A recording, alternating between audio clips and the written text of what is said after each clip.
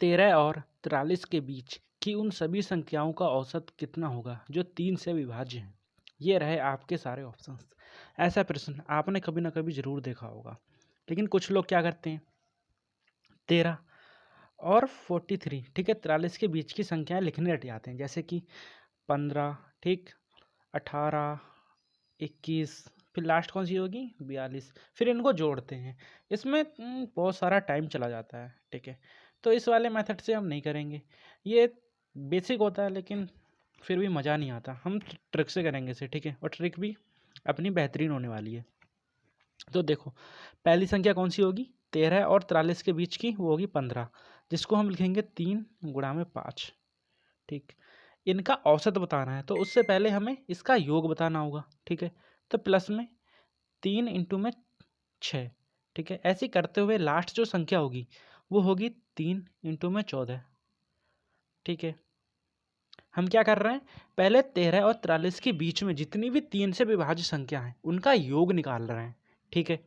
तो यहाँ से 3 को हम कॉमन ले लेंगे, अंदर क्या बचेगा, अंदर बचेगा 5 प्लस में 6, ऐसे करते हुए कितना 14, ठीक है। अगर हम ये जो श्रेणी है हमारी बीच की, इसका योग निकाल लें और 3 से मल्टीप्लाई कर दें तो हमारे पास उन संख्याओं का योग आ जाएगा जो हमने 13 और 43 के बीच में है और 3 से विभाज्य है, ठीक है। लेकिन हम इनका योग कैसे निकालें, इसमें तो फिर जोड़ना पड़ेगा। तो भाई जोड़ने की क्या ज़रूरत है, एपी वाला फॉर्मूला आता है उसको लगा दूँ, या फिर इसका औसत निकाल के, एवरेज निकाल के गुणा कर दो जितने डिजिट्स हैं। कैसे, देखो, औसत निकालना बहुत ही आसान है। कैसे, लास्ट संख्या प्लस में पहली संख्या, मतलब 14 प्लस में 5 कितना 19 बट्टे में 2, ठीक है। ये क्या हुआ, ये तो हुआ इसका एवरेज, ठीक। अभी मल्टीप्लाई करेंगे टोटल ऑफ संख्या, मतलब 5 से लेकर 6 तक कितनी कितनी संख्याएं हैं, ठीक है। तो पहली संख्या 5 हुई और दूसरी कौन सी हुई 6, ठीक है। तो टोटल ऐसे 14 संख्याएं हैं, लेकिन हमने 1 से नहीं लिया है, हमने लिया है 5 से। इसका मतलब क्या हुआ कि जो 1 से लेकर 4 तक की संख्या है वो इसमें माइनस करनी पड़ेगी। तो टोटल संख्याओं की संख्या आ जाएगी हमारे पास कितनी 10, ठीक है।